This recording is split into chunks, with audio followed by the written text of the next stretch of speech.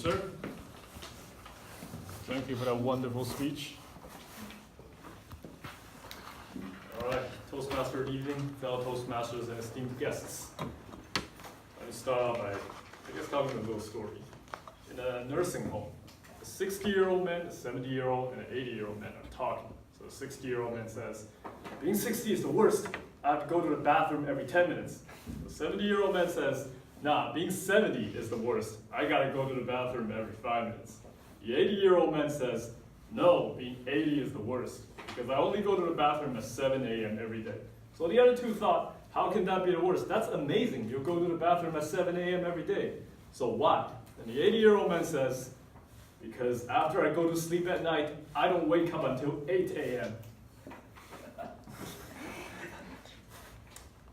The point that I'm trying to illustrate is that our society sort of regards aging as a bit of a taboo. We're afraid of aging, we're afraid of growing old. We think it diminishes us and makes us less capable. However, nothing can be further from the truth, and that's exactly what I'm here to tell you today. My main message for you is that it's never too late to do good. Ladies and gentlemen, it is never too late to do good. And to explain my point, I will do so by use of 3 examples. First, my personal story.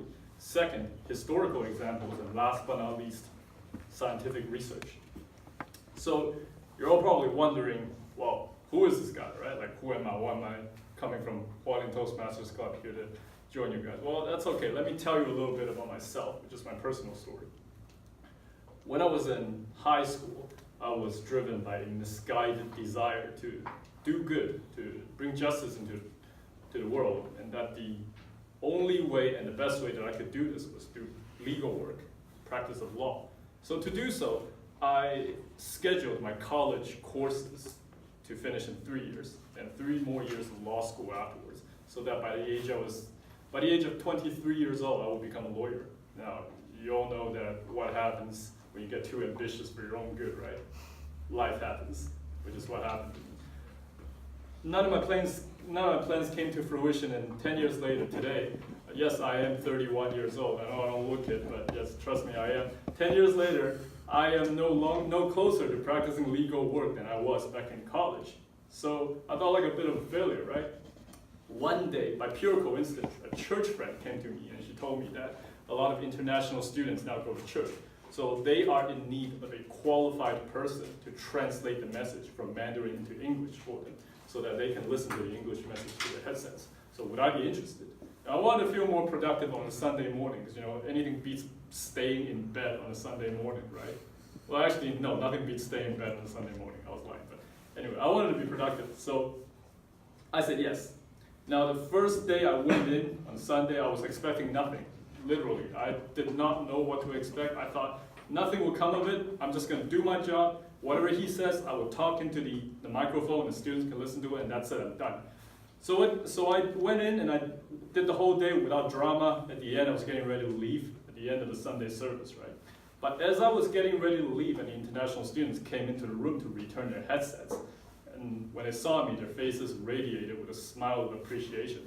Some would grab me, thank me profusely. Others said that I did a wonderful job, that it was the best thing ever.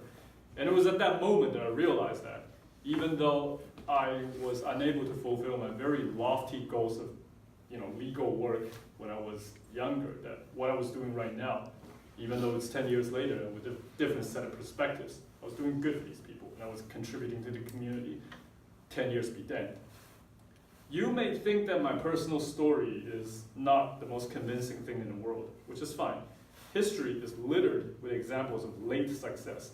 Consider the example of Alexander Fleming, who received a Nobel Prize at the age of 64 for his discovery of penicillin, a miracle drug that saved millions and millions of lives in the 20th century. Or, well, how about Peter Rogers, who at the age of 73 invented what is perhaps the greatest literary tool of all time, and an indispensable tool in every writer's toolbox, the thesaurus. Rogers' thesaurus has never been out of print and is still in circulation today. Matter of fact, when I was in high school, I bought a copy.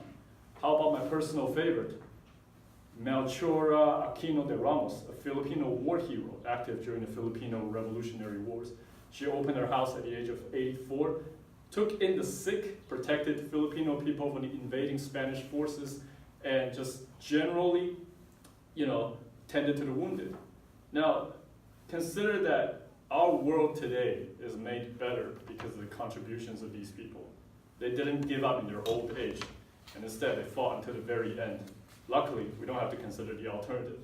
Millions and millions of lives, countless lives as a matter of fact, were touched and improved upon because these people decided that being however old wasn't too late for them. Excuse me.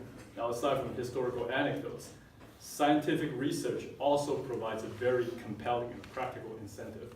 Matter of fact, researchers at the Harvard University School of Public Health recently had a experiment, well, not an experiment, but a study featuring older people, people above the age of 50.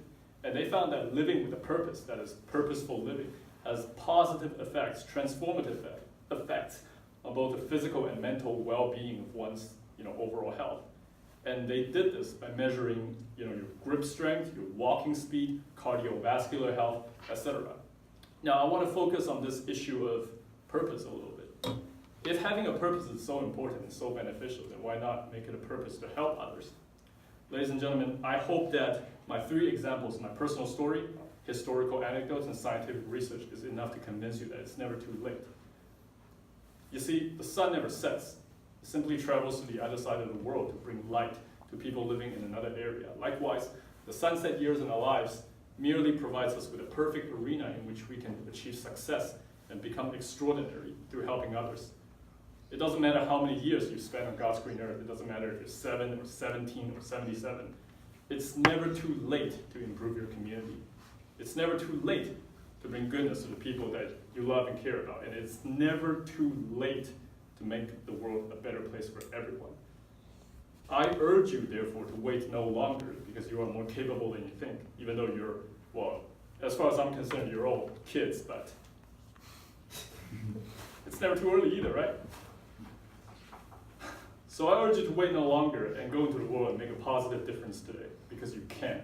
Ladies and gentlemen, I do not know you, but I believe in you. The question is, do you believe in yourself?